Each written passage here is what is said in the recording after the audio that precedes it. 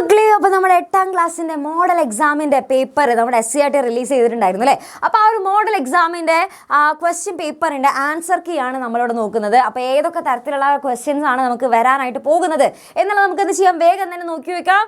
Ready? അപ്പോൾ അങ്ങനെയാണെങ്കിൽ first question, analyse statement 1 to 4, ആദ്യം മുതൽ 1 മുതൽ 4 വരെയുള്ള സ്റ്റേറ്റ്മെൻറ്റ്സ് ഒക്കെ നോക്കുക. എന്നിട്ട് അതിൽ നിന്നും എന്ത് ചെയ്യണം, കറക്റ്റ് ആയിട്ടുള്ള ഓപ്ഷൻസ് നമ്മൾ സെലക്ട് ചെയ്യാനാണ് പറഞ്ഞിട്ടുള്ളത്. അപ്പോൾ ഇവിടെ നമ്മൾ നോക്കുകയാണെന്നുണ്ടെങ്കിൽ Joan Oro, the scientist Joan Oro artificially synthesise nitrogen base adenine എന്നുള്ള നൈട്രജൻ ബേസ് സിന്തസൈസ് ചെയ്ത് ജോവാൻ ഓറോ അല്ലേ, കറക്റ്റ് ആണ്.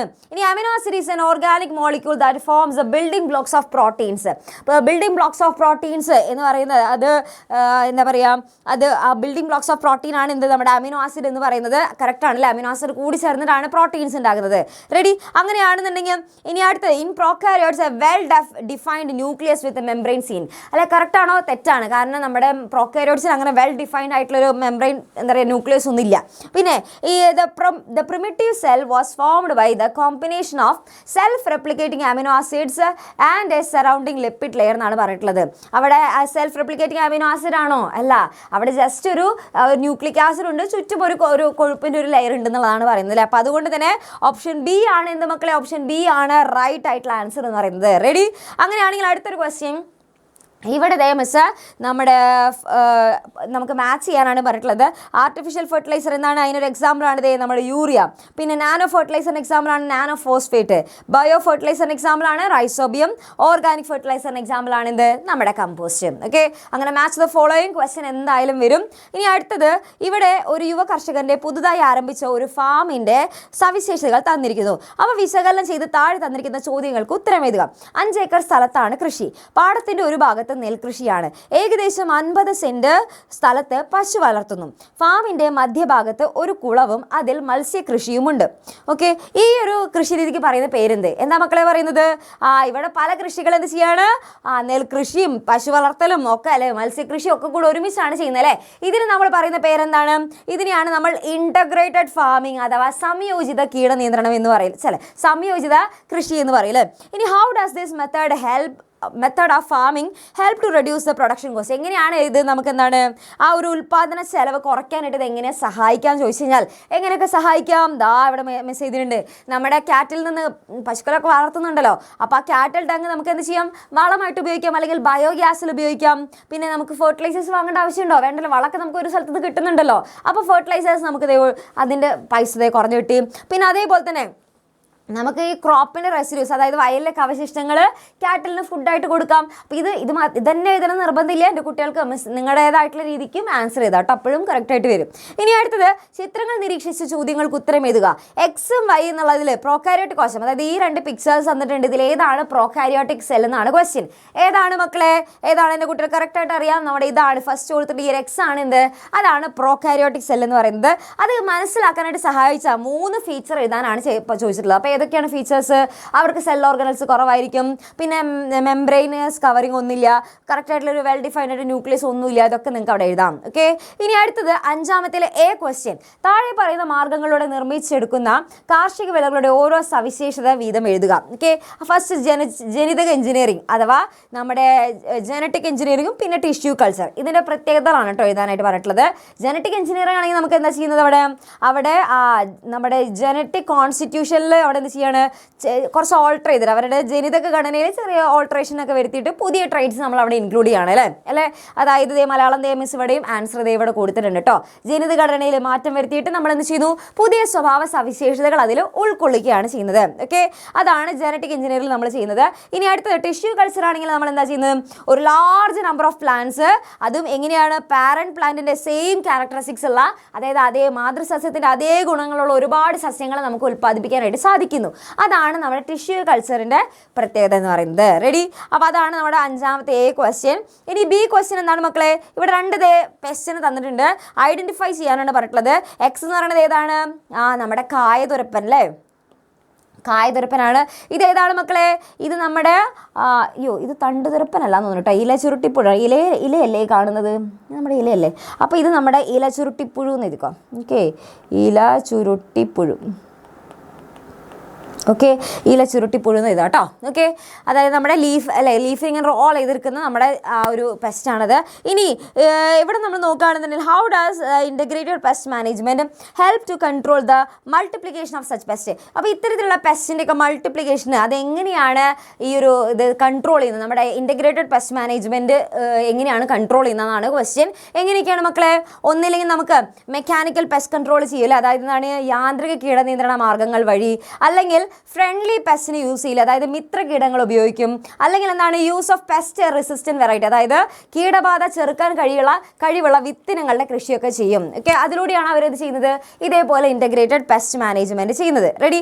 അങ്ങനെയാണെങ്കിൽ അടുത്തൊരു ക്വസ്റ്റ്യൻ, ഇവിടെ 2 സൂചനകൾ തന്നിട്ടുണ്ട്. അപ്പോൾ ഭൂമിയിൽ ജീവൻ്റെ ആവിർഭാവവുമായി ബന്ധപ്പെട്ടിട്ട് ഇതിലേതാണ് ഏതൊക്കെ സിദ്ധാന്തങ്ങളാണെന്നുള്ളത് കണ്ടുപിടിക്കണം. ഫസ്റ്റ്, ജീവൻ മറ്റേതോ ഗ്രഹത്തിൽ ഉത്ഭവിച്ച് സൂക്ഷ്മജീവികളായോ അല്ലെങ്കിൽ രേണുകളായോ, അതായത് മൈക്രോസ്കോപ്പിക് പാർട്ടിക്കിൾസ് ആയിട്ടോ അല്ലെങ്കിൽ സ്പോർസ് ആയിട്ടോ ഒക്കെയാണ് നമ്മുടെ എർത്തിലേക്ക് ആകസ്മികമായിട്ട് വന്നതെന്ന് പറയുന്നത്. അത് ഏത് തിയറിയാണ് മക്കളെ? Panspermia theory.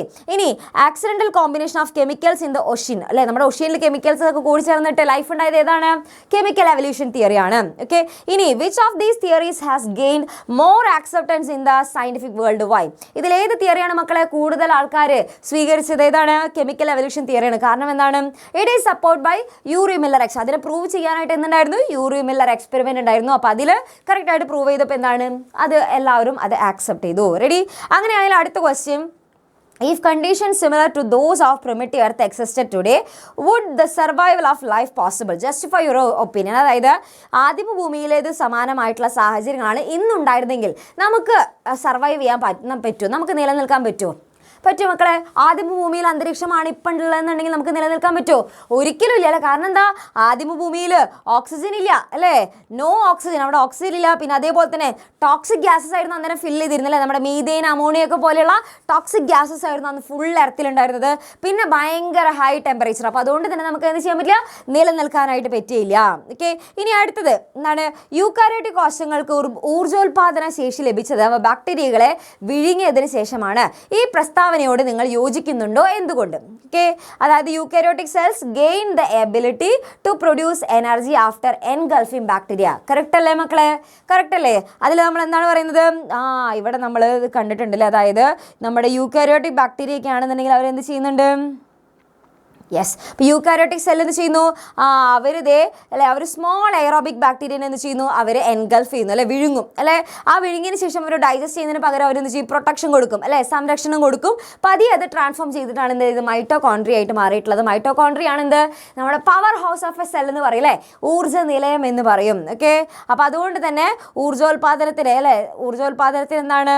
ഒരു ബാക്ടീരിയ എൻഗൾഫ് ചെയ്തപ്പോഴാണ് അവർക്ക് ആ ഒരു എനർജി പ്രൊഡ്യൂസ് ചെയ്യാനായിട്ട് ആ ഒരു എബിലിറ്റി കിട്ടിയത്. ഓക്കെ, അതാണ് 7ാമത്തെ ക്വസ്റ്റ്യൻ. ഓക്കെ, ഇനി അടുത്ത 8ാമത്തെ ക്വസ്റ്റ്യൻ ആണ്. ആ sample representation slide highlighting the importance of native vegetables is provided. Okay, based on the model 2 ideas that can be included in the slides explain the എൻവയോൺമെന്റൽ importance of native vegetables. Okay, അപ്പോൾ ഈ native vegetables, അതായത് നമ്മുടെ ഈ ഒരു നാടൻ ഇനങ്ങളുടെയൊക്കെ importance എന്തൊക്കെയാണെന്നുള്ളത് പറഞ്ഞു കൊടുക്കാനാണ് പറഞ്ഞിട്ടുള്ളത്. ഓക്കെ, അപ്പോൾ എന്തൊക്കെയാണ് മക്കളെ നാടൻ ഇനങ്ങളുടെ ഇമ്പോർട്ടൻസ്? അത് നമ്മൾ പഠിച്ചിട്ടുള്ളതാണ്, അല്ലേ. ഇത്രയും പോയിന്റ്സ് മിസ് കൊടുത്തിട്ടുണ്ട്. നിങ്ങൾക്ക് ഇഷ്ടമുള്ള ഇതാ നമ്മുടെ നാടൻ, അല്ലെ, ലോക്കൽ എൻവയോൺമെൻറ്റ് നല്ലോണം സപ്പോർട്ട് ചെയ്യുന്നതാണ്. പെസ്റ്റിസൈഡ്സ് ഒക്കെ നമുക്ക് ഒരുപാട് കുറയ്ക്കാൻ പറ്റും. പിന്നെ ലോക്കൽ പോളിനേറ്റേഴ്സിനൊക്കെ സപ്പോർട്ട് ചെയ്യുന്നു. അപ്പോൾ ഇതൊക്കെ നിങ്ങൾക്ക് അവിടെ എന്ത് ചെയ്യാം? ഈ പോയിന്റ്സ് ഒക്കെ എൻ്റെ കുട്ടികൾക്ക് അവിടെ ആൻസർ ആയിട്ട് എഴുതാനായിട്ട് സാധിക്കും. റെഡി? അങ്ങനെയാണെന്നുണ്ടെങ്കിൽ അടുത്തത് ഇത്രയേ ഉള്ളൂ. അടുത്ത ക്വസ്റ്റ്യൻ എന്താണ്? ഇവിടെ ചിത്രീകരണം നിരീക്ഷിച്ച് ചോദ്യങ്ങൾക്ക് ഉത്തരം എഴുതണം. ഇത് നമ്മുടെ യൂറോമില്ലർ എക്സ്പെരിമെൻ്റ് ആണ്, അല്ലേ ക്വസ്റ്റ്യൻ. ഇത് എന്തായാലും ക്വസ്റ്റ്യൻ വരും കേട്ടോ. ഓക്കെ, അപ്പോൾ ഇവിടെ ചിത്രീകരണത്തിൽ കാണിച്ചിട്ടുള്ള രീതിയിൽ പരീക്ഷണ സംവിധാനം തയ്യാറാക്കിയതിൻ്റെ ഉദ്ദേശം എന്ത്? ഇതെന്തിനാണ് മക്കളെ? എന്തായിരുന്നു ഇതിൻ്റെ ഒരു എയിം? ഓക്കെ, ഈ ഒരു എക്സ്പെരിമെൻറ്റ് നടത്താനായിട്ടുള്ള ഈ ഒരു സെറ്റപ്പ് ഉണ്ടാക്കാനുള്ള എയിം എന്താണെന്നുള്ളതാണ് ക്വസ്റ്റ്യൻ. എയിം എന്താണ്? To prove that the life originated from simple molecule present on earth, primitive earth, by forming organic compounds from inorganic inorganic gases. അതായത് എന്താണ്, നമ്മുടെ ആദിമ ഭൂമിയിലെ ലളിതമായിട്ടുള്ള തന്മാത്രകളിൽ നിന്നും അല്ലെങ്കിൽ അതേപോലെ തന്നെ അജൈവമായിട്ടുള്ള വാതകങ്ങളിൽ നിന്നും ജൈവ സംയുക്തങ്ങൾ രൂപപ്പെടുത്തി ജീവൻ ലൈഫ് ഉണ്ടായി എന്നുള്ളത് തെളിയിക്കാൻ വേണ്ടിയിട്ടാണ് നമ്മൾ എന്ത് ചെയ്തിട്ടുള്ളത്, ഈ ഒരു സെറ്റപ്പ് അവിടെ എക്സ്പെരിമെൻ്റൽ സെറ്റപ്പ് റെഡി ആക്കിയിട്ടുള്ളത്. ഓക്കെ, ഇനി അടുത്തത് why were methane, ammonia, hydrogen and water vapour used in this experiment. എന്തുകൊണ്ടാണ് മക്കളെ മീഥെയ്നും അമോണിയം ഹൈഡ്രജനും വാട്ടറൊക്കെ ഇതിൽ ഉപയോഗിച്ചിട്ടുള്ളത്? കാരണം അന്നത്തെ പ്രിമിറ്റീവ് എർത്തിൽ ഇതൊക്കെയായിരുന്നു അന്നത്തെ ആ പ്രിമിറ്റീവ് എർത്തിൽ ഉണ്ടായിരുന്ന വാതകങ്ങൾ അല്ലേ. ഇനി which organic compound was formed from these gases. ഏത് ഓർഗാനിക് കോമ്പൗണ്ട് ഇതിൽ നിന്നുണ്ടായത്? നമ്മുടെ അമിനോ ആസിഡ് അല്ലേ. അപ്പോൾ അതൊക്കെ ദേ മിസ് ഇവിടെ ആൻസർ ആയിട്ട് കൊടുത്തിട്ടുണ്ട്. ദേ ഡീറ്റെയിൽ ആയിട്ട് എൻ്റെ കുട്ടികൾ നോക്കി എഴുതിക്കോട്ടോ. ഓക്കെ, റെഡി, സെറ്റ് ആണല്ലോ. നമ്മുടെ വീഡിയോൻ്റെ ലെങ്ത് അധികം കൂട്ടണ്ടെന്ന് വെച്ചിട്ടാണ് മിസ് സ്പീഡിൽ പറയുന്നത്. ഓക്കെ, ഇനി അടുത്തത് this experiment was a failure because the sources of energy on primitive earth could not be recreated അല്ലേ. ഇവരെന്താ പറയുന്നത്, ഈ ഒരു എക്സ്പെരിമെൻ്റ് ഒരു ഫെയിലിയർ ആയിരുന്നാണ് പറയുന്നത്. കാരണം എന്താ, പ്രിമിറ്റീവ് എർത്തിലെ കണ്ടീഷൻസ് ഒന്നും ആ എനർജി സോഴ്സസ് ഒന്നും റീക്രിയേറ്റ് ചെയ്യാനേ പറ്റില്ല എന്നാണ് പറയുന്നത്. ശരിയാണോ? തെറ്റാണ് അല്ലേ.